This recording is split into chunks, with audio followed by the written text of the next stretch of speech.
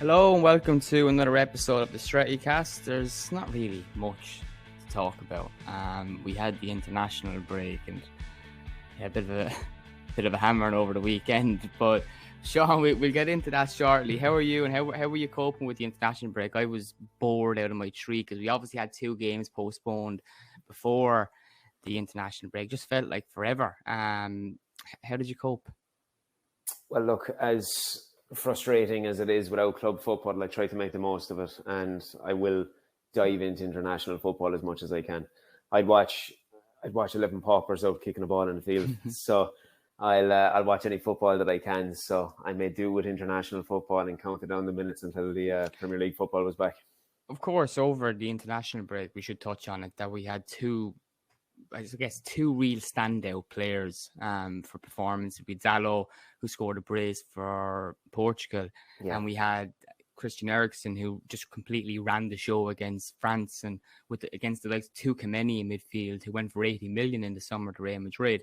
It was a positive in that way, and as well as that, Shaun, we had no real big injury concerns. I know we had Harry Maguire, but he's not really in the picture at the moment. No. Unfortunately, it looks like the major worry that we had over the international break with a certain Frenchman came to fruition on the field for Manchester United instead. So, look, the international window, I think if you were gauging it in terms of how various clubs fared with their players, I think United fared pretty well because our players there was a lot of notable performances. There was some notable goals, like you said, from Dalot, Christian Eriksen, tremendous goal scored against Croatia. And some good performances for France and as well. But ultimately, it all boils down to getting back to the club game. And I think the biggest frustration with it all was you're talking about a Manchester United side that was developing some bit of momentum. And that's the biggest thing. Just before we get on to the derby, you've touched on the next point. This sense of optimism that was brewing between me and you and other United fans, because we'd seen the team go on a four-game win streak in the Premier League, bit of a hiccup in the Europa League, but got back to winning ways before the international break. So there was optimism brewing. I think I did say to you that at the time we were getting results by going back to basics, but not necessarily playing the type of football that Ten Hag, I think, long-term will want.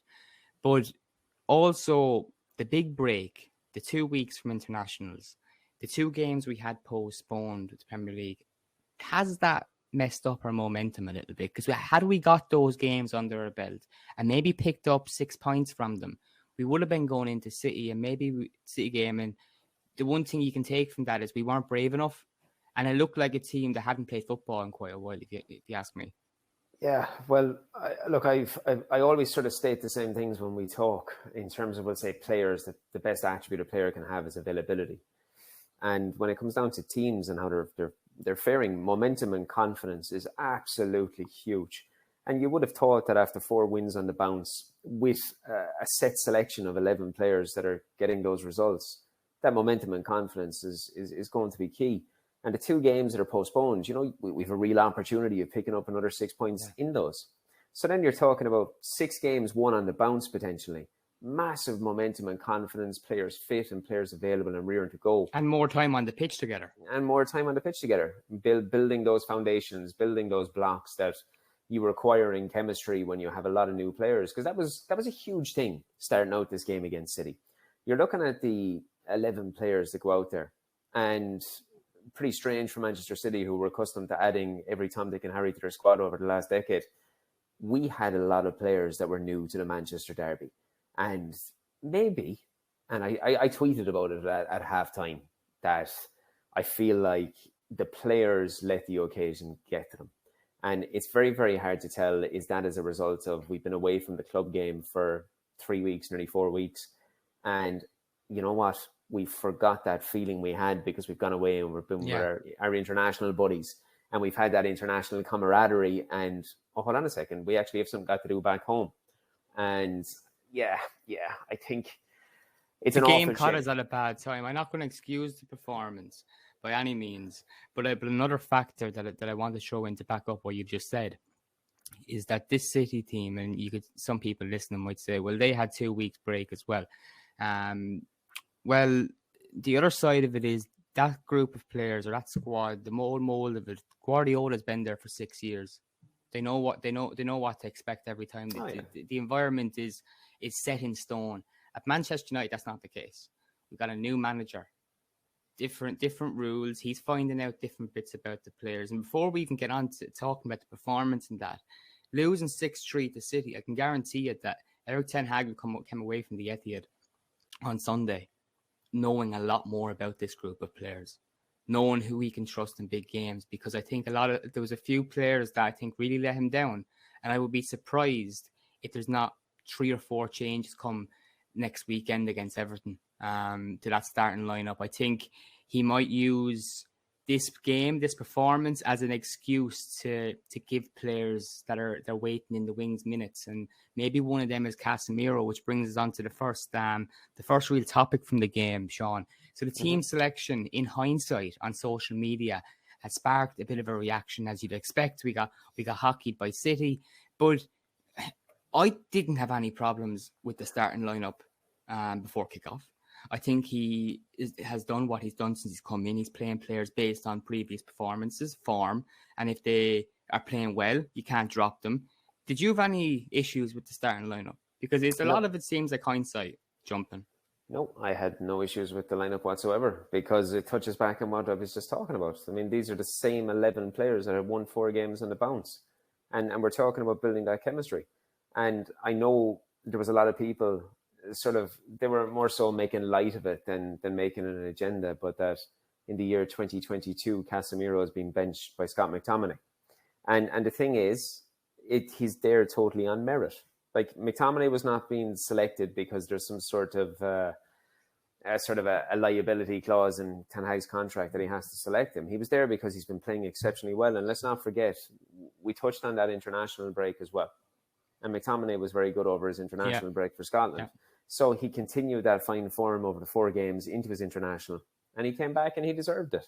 And if you had given me an opportunity to select what team do I think he's going to select against City, that's the exact team. Because you're looking at it, and I suppose it's one of those of, if it's not broken, don't fix it. It's also something that we discussed in the last podcast when you said, what could he be doing better?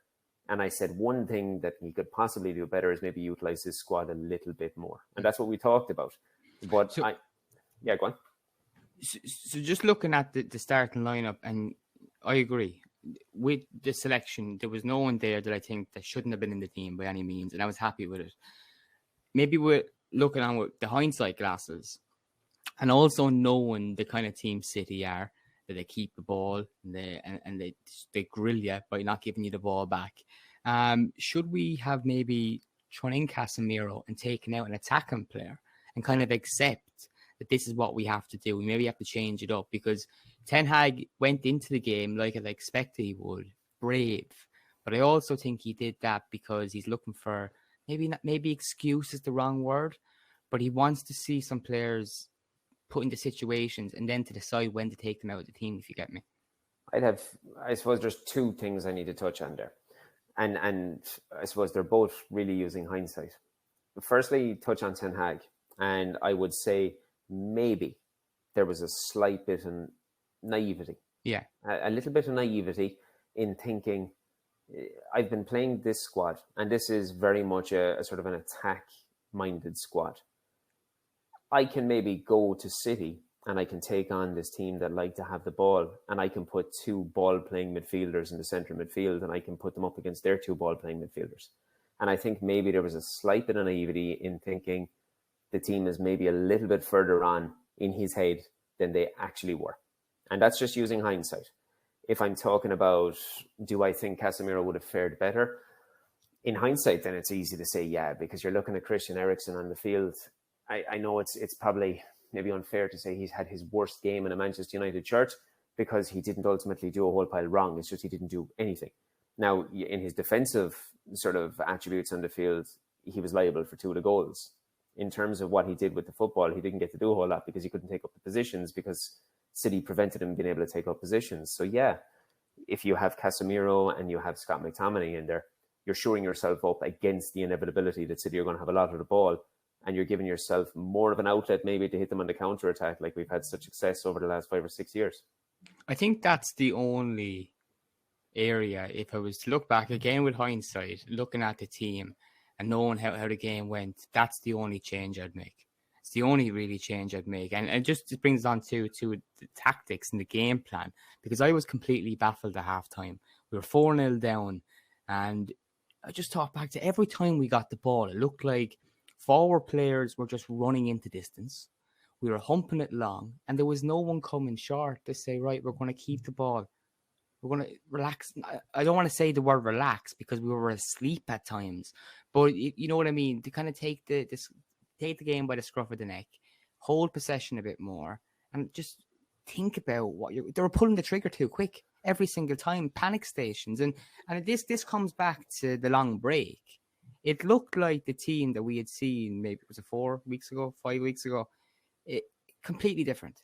The belief was gone. It was never there. They couldn't keep the ball. And like, this is Eriksen, who has just been pulling up trees for Manchester United. So I don't think you can blame him. It was definitely collective. It didn't help either that we had Dalot booked early doors. Yeah. And then we had Malacia booked, so our two fullbacks were on yellow cards. And I've seen something that Paul Scholes touched on today. I thought was quite interesting. He put a picture on Instagram of Beckham and Giggs, reminiscing about yesteryears, and talking about he remembers when wingers would help their fullbacks. Do you think that was an issue in the derby between Anthony and Sancho, that they weren't providing support for two fullbacks that were on yellow cards? I don't think you could say that about Anthony. I don't think he had a particularly good first half. I thought he was better in the second half. But one thing that I have noted about his very, very short United career, he's not afraid to run back. He does offer. He runs up and down that wing, and he likes getting back and putting in a challenge. As well, just sorry on that, not just putting in a challenge, but he's very comfortable too at holding the ball deep in corners and finding a way out. He's very, very good at that. He puts in a shift, I think, is the best thing I can say about him so far in United. Sancho, on the other hand, Sancho looked lethargic yesterday, and I feel maybe he wasn't as committed to coming back on the left wing for Malacia. And let's face it, Malacia did not have a good game yesterday. So you could very well attribute a lack of assistance on the wing from his partner in crime to maybe why he was underwhelming. And also what you touched on is absolutely correct. Like Dalot being booked in the second minute of the game, I thought firstly was incredibly harsh. Normally you're going to give them early. Yeah. Like, I mean, you're normally giving the players like a couple of challenges. A Manchester derby, it's going to be a bit fiery, you know, and it's the opening minutes of the game. I mean, he knew what he was doing. He was letting Grealish know he was there. The ref should know that. But then to book him after 90 seconds, Dalot's a guy who likes to put in a foul anyway. I saw an interesting thing, and I nearly took it up before the game. They were given serious odds of Dalot to get 4+ fouls against him. And it was like 7-1. It's simple money, because he'll probably have about 3 of those in the first 15 minutes. And that's the type he is. He's a fella who does put in a foul, and that's probably, you could attribute it down to maybe he's still developing his game and maybe needs to be a little bit wiser in the dark arts. But I think that affected his game tremendously, because when Grealish knew he had him booked after 90 seconds, Grealish was so much more confident on the ball, because he knew all he said was sticking a leg, and that's it. Like, he's off, you know. Malacia, probably suffered a small bit, I think, from Sancho not coming back. And also he was just he was not too hot. I suppose the aspects of his game that need a little bit of work and that will come in time, I think they were kind of exposed a bit yesterday. So yeah, the fullbacks, it was unfortunate. And yeah, more hindsight, I think. Yeah, I think you mentioned there earlier on that Eriksen was at fault for 2 goals. Just touching on Sancho, I think you could attribute, I think it was the first and second goal yesterday. For the first, he lost the ball and was far too slow in coming back. He came back with Foden to a certain extent, and then he let Foden wander into the box, get into space on his own, put the ball into the back of the net. For the second goal, before the ball went into the box, he tracked back and was just far too passive. I think that's it. Some players almost feel that if they jog back and get to their man, that's it. They've done their bit. I've done my bit, and I don't want to lay it in on Sancho, but look, we had a shit performance yesterday in the Manchester derby, so I'm not going to sit around and say, well, these players were good when they weren't. Sancho has been very good for United, I think, this season. I think he was unlucky not to get into the England squad, But on the basis of that performance in the Manchester derby, seeing how passive he was at track and back, he is one of the players that I think Goodison Park next weekend, he might not be in the starting lineup. I'd share that. Yeah, I'd share that. Because we're now looking at the forward options that Ten Hag has, and we're going to get on to probably the only positive that we can take from the derby shortly. But Ten Hag has some options up front, something he hasn't had since the start of the season. We have Rashford fit, we've Martial back fit, Ronaldo, we will talk about in a bit. He's got options, and I think going to that game against Everton, I personally want the front three to be Anthony, Martial, and Rashford. That would be what I would go for. But speaking about that positive, Sean, Martial, you sent me a text in the first half saying when it was 1-0 down, Martial could change this game. It didn't quite work out how we wanted it to, but in a sense, he did change the game because he made the scoreline from being ultimately embarrassing to somewhat respectful. Yeah, I think he's about the only positive you can take, but the thing is, it's what you get from him. It was a game that was crying out for his sort of attributes. Again, I agree with the lineup yesterday, because you'd be thinking the likes of Rashford is going to have real sort of joy in sort of breaking the lines and getting in behind, and that's what you're looking for. And Rashford is like he's previously had that, but the game yesterday, very early on to me, it just stank of a game that needed somebody like Martial up front, who has that ability to play with his back to goal and has that little bit of edginess about him where he likes sticking the back in to a defender who's coming in against him, and it allows then the wide players to come into the game more. But obviously you saw in this very, very brief cameo, like, he's got himself 2 goals. This is a guy who I believe got 1 Premier League goal last year and 1 goal for Sevilla. He's come back. He's had a very, very good pre-season and was very unfortunate with his injury. Came off the bench, had a good cameo against Liverpool, a really good cameo against Liverpool when he came off the bench. And we're looking at a guy who was quite clearly staking a claim that even if Ten Hag wasn't overly keen on playing Ronaldo for whatever reason, he's now got statistics to back up whatever sort of reason he had in sort of picking Martial over him. I do think it's also worthwhile mentioning something as well, though, because a lot of people, including myself, thought his days were numbered at the club last year. And obviously rightfully so, because he's gone on loan, he's leaving the club. You'd be hoping he makes the most of it, comes back and takes his opportunity, which it looks like has happened in a bit of an obscure way because he didn't really make the most of his loan. But he is coming back, and it looks like at 26 that he still has that bit of bite in him where he can succeed. But he's only had 1 year, okay? And people forget this. He's had 1 year as like United's main man, as a main number 9. And in that season alone, he scored 23 goals. But as well as that, he contributed 9 assists. So this is a fella who is very adept to playing with his back to goal, bringing the wingers into it. But he's also very, very able to find the back of the net as well, as he proved against City. Like, you talk about the traits you want in a really good centre forward, something we spoke about with a certain Haaland, and the awareness of a number 9 getting into the box, and the awareness of a player to be a good everything, to combine being a good goal poacher to being able to finish. Look how quickly, even at that point of the game when it looks like obviously the game is done and dusted, we're losing 6-1 at that stage. Fred breaks into the box, has a shot. Martial he fought for it because he wanted it. Even at 6-1, he wanted it, and he had that header. And then you look at the ability for him to win the penalty and then to take the penalty. You won't see a finer penalty taken than what he took. Now, I know it's only it's a spot kick, but he still had that desire to get up and do it. So I thought it was a great penalty. So it was a great penalty. So now you've got a guy that, as you said, is back fit. I agree totally with what you said. I mean, Ten Hag has been so openly, he's been so keen to show so much admiration towards Marcus Rashford that I can't see Rashford not playing. And I absolutely think Martial is coming in because he fits exactly the type of the system that Ten Hag wants. So I'd be very surprised if, like, barring injury, you don't see Martial as a 9 with Rashford on the left and Anthony on the right against Everton. Not because Sancho is not a quality player and hasn't had a good season, but on the basis of what's happened at Manchester City and the fact that Martial is back, I think it maybe buys into what you said at the start of this podcast. Not maybe wanting an excuse, but he's now got a reason that he can say, well, this is why I'm making this decision. And I think that's what you're going to see.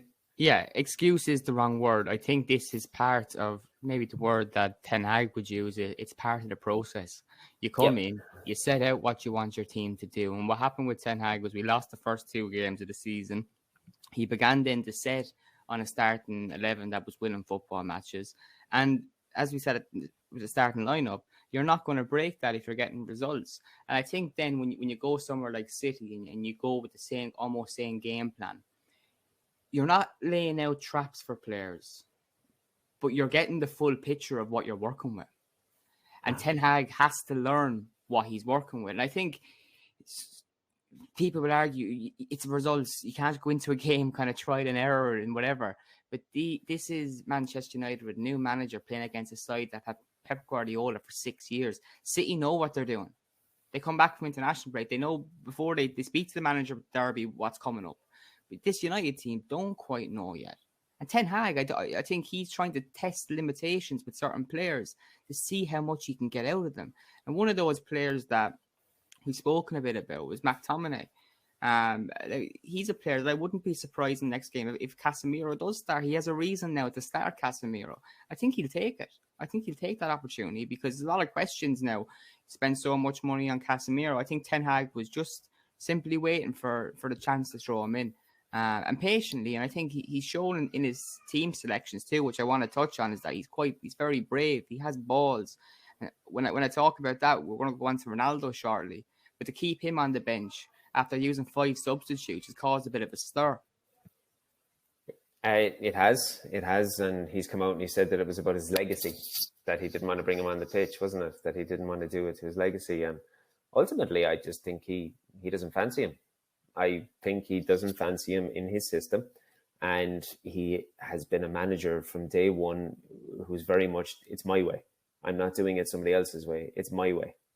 And he didn't bring Ronaldo to the club. He's obviously, like every other football fan, acknowledging that this is one of the greatest goal scorers that the game has ever seen. A guy who's up there for conversation, the greatest player of all time. But right now, it's what we've spoke about previously.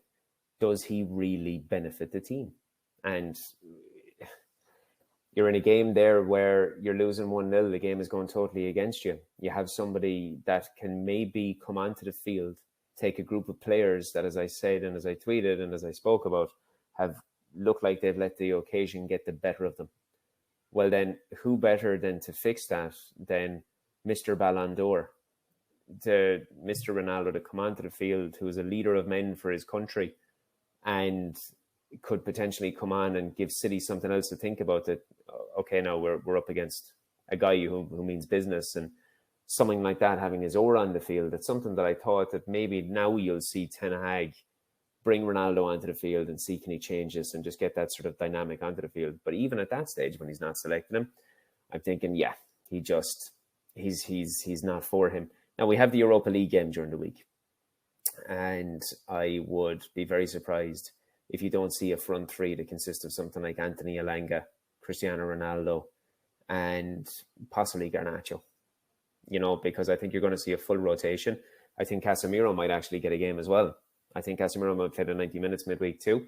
And then based on that performance, as you said, could lead on to the weekend and could very well be in the midfield.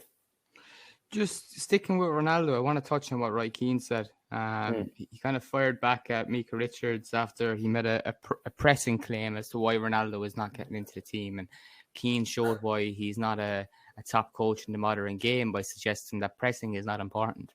Pressing is the flash word. It's the flash word. It's the flavour of the month. Exactly. But he said that the great players and the top players want to play week in, week out.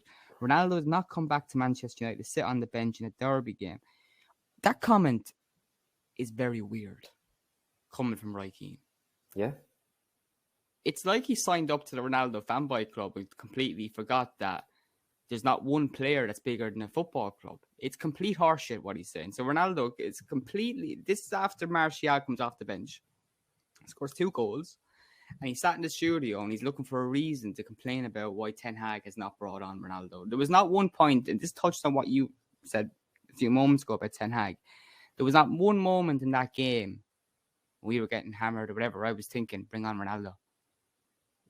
Not one moment. No, I wanted Martial on. Martial needs minutes. And also, if you put Ronaldo and Martial together with both fitness levels at the same, you're starting Martial. Ten Hag is starting Martial. At this moment in time, yeah.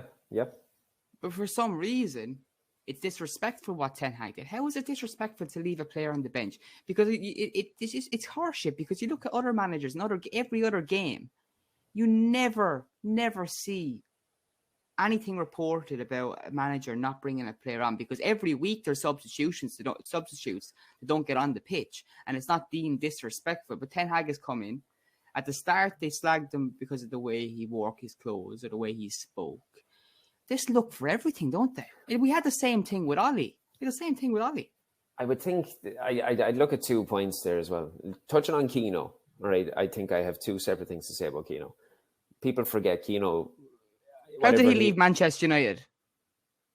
Yeah, I know Exactly. that. I know that. But people forget, like, he's still, regardless of what he says, he still wants United to win. He was hurting like we were hurting after that result yesterday. And this is a guy who's got all the cameras on him and is expected to give a neutral response when he's probably bleeding inside from what he has seen. So I think a lot of that did come through in what he was saying. But let me just say one thing. I do think it was pretty fresh of him to start making a point about the goals that Ronaldo scores, making a point as to how the hot topic at this moment in time is pressing, and that back in his day, he wouldn't care if a player didn't contribute anything back the field if he was scoring goals. I think that was ridiculous, because if there was a player in the field who wasn't working, Keane would have killed him. No, absolutely. It's the one thing that annoyed me about what he was saying, though. He warned almost that this will get messy, he said. This will get messy. And then he went on to kind of parade Ronaldo and the disrespect being shown towards him. What it sounded like to me was that Keane is almost accepting this potential behaviour from Ronaldo. That if it does get messy, he's saying that Ronaldo has a point. And it just draws back to how Keane left the club. Mm-hmm. And Keane left the club under a grey cloud. And he's almost kind of pushing or suggesting that Ronaldo should do the same thing. It's just horseshit. Piers Morgan coming out with the same ding-dong last night. I don't get it. We have to look at the fine picture here. Ronaldo is 37. We've just appointed a new manager who has a specific style of play which does not suit Ronaldo. There's no point keep drumming on about it. I'm sick of talking about him. Manchester Derby, he didn't get a minute on the pitch, and he's one of the biggest talking points. And take it as well. People, very, very short memories. It's only a few months ago that he was doing everything in his power to join any club but Manchester United. And people forget that. It's disrespectful to have him on the bench. Was it not disrespectful for him to wait the entire summer, and right before we're going flying out on our preseason tour, that he then launches into the fact that he wants to leave the club? And I'm not disregarding the personal issues that he had, but do you agree in what he said in the way he handled that? No, absolutely not. And also, wasn't it at the Etihad last season that he didn't show up? Yeah, he found out he wasn't going to be in the team. And then he pulled a little sickie, went off to Portugal or Lisbon for a few days, didn't even bother going to the derby. So disrespect. That's disrespect for your teammates. And it's just interesting that the Roy Keane coming out saying this, he hasn't painted the full picture whatsoever. It's Ronaldo fanboy club. And to be honest, I'm getting sick of it. I'm getting sick of it. Every week, and it's going to continue. The manager's been asked questions about him the whole time, and it's just a complete circus at this stage. Bring your mind back to when we were under Ole, and Ole left him on the bench against Everton in the first couple of games of the season. Do you remember that? And do you remember the outcry? Yeah. Who does he think he is to bench this player? Yeah. I mean, you have a guy that is we should never have a footballer who's bigger than Manchester United Football Club. No one is bigger than Manchester United Football Club. Unfortunately, in the grand scheme of social media, Ronaldo is right up there alongside the football club. And it becomes an issue. And how many times did Sky Sports focus in on the bench to show Casemiro and Ronaldo yesterday? How many times? I counted Ronaldo's face more than completed United passes. Very good. No, I did. It was sick of seeing it. Himself and Casemiro. It was like they should have put slow music on. Oh, and it was almost like that they had a dedicated camera crew to just let them know when the boys looked like they were crying, or when the boys looked like, oh, what's happening out Head there? and Oh, hands, and that's the sort of stuff you don't like. It's because that's basically putting a negative perception on Erik ten Hag, and that is starting to generate this sense of disdain that happens on social media when all of a sudden, like the way that people have treated Harry Maguire. And now you have this small, tiny little contingent that are now saying Ten Hag doesn't know what he's doing. And those little things build toward it. And it's just, it's false media. I do think that with Keano, though, I do think there's a certain proportion of Keano, the fan, is what you saw yesterday. I think you saw Keano, the fan, bleeding a small little bit yesterday, because it was a totally different tone to what you saw right before the international break. I saw Keano being positive, and even at the start of the season when he's talking about his predictions for where who's got a chance at breaking into the top four, he was really positive about United. And I think yesterday you saw a fella that was slightly hurting and has Micah Richards alongside him, nudging him and smiling and grinning at him and laughing over everything he's saying. And I think he was just a little bit frustrated as well. Yeah, imagine watching the game with Micah Richards. I know. I'd say that was torture. Yeah. Well, look. On that note, Shaun, before we leave it, I want to get an old personal note from yourself on the derby, how we go from this, because you mentioned a keyword or two keywords on Twitter about dusting this off. We have we have a lot of games this month. We can quickly overcome this with 2 wins this week. We win the Europa League on Thursday night and beat Everton away. I think we have that little sense of optimism building again and feel that we can go on another run, because the next 5 games or so are all winnable. Look at it this way, all right? The simplest way I can put this. I have United in my blood for 4 different decades now. And you go back to the year when United won the league and the Champions League. The only English club to do that, by the way. When they won the league and the Champions League, they were beaten by City home and away that year. So you have a side right now in Manchester City that, as much as it pains me to say it, are the strongest and best team in Europe. In the full context at this moment in time, they are. And we're not the best team in Europe at this moment in time. We're a side that has a manager at the helm for a few months, and that was only his 7th game. We're building. So we're building, and you're going to get games like that. The one thing that I would say, it's a little bit of a concern that we can be a side that can win games, but then if something goes wrong, we can completely capitulate. And when we completely capitulate, we look like a side that could chip anywhere up to 12 goals. And I don't understand why that's happening. But ultimately what happened yesterday was we met a side that were playing in the first half. Basically, they were playing as good as they can possibly play. You look at the pass that Kevin De Bruyne gave to for that goal for Haaland. It was literally inch perfect. They were playing scintillating football, helped by the fact that our boys decided that the occasion was a little bit more important than the game itself. But it's very hard to beat that. And we're not the first team that they're going to turn over this year. They're going to turn over many, many teams this year. They're probably going to win the league with about 6 to 8 games left. And we will move. As you like, we have the Europa League this week. Go win that. Then you've got Everton on Sunday. Win that. All of a sudden, we put 2 wins back in the bounce, and everyone's forgotten about this. Yeah, no, I totally agree. Shaun, thanks so much for joining me on what's been a fairly grim Monday, because you wake up from such defeat and your whole day is just reading analysis from the game, reading headlines, reading the quotes, and it's hard to get away from it. But look, hopefully the next time we speak that it's on the back of a win. But you have to take these defeats, especially when you're going through a process, right? Of course you do. I told you the last podcast we had that we've gone on a 4-game win streak, and that the common denominator was we hadn't talked. And then we made a podcast and this happened. So God only knows what's going to happen after this one. But yeah, you take the good with the bad. That's all you have to do. You just dust it off and move on to the next one. Shaun, always a pleasure. Take care. Take care, pal.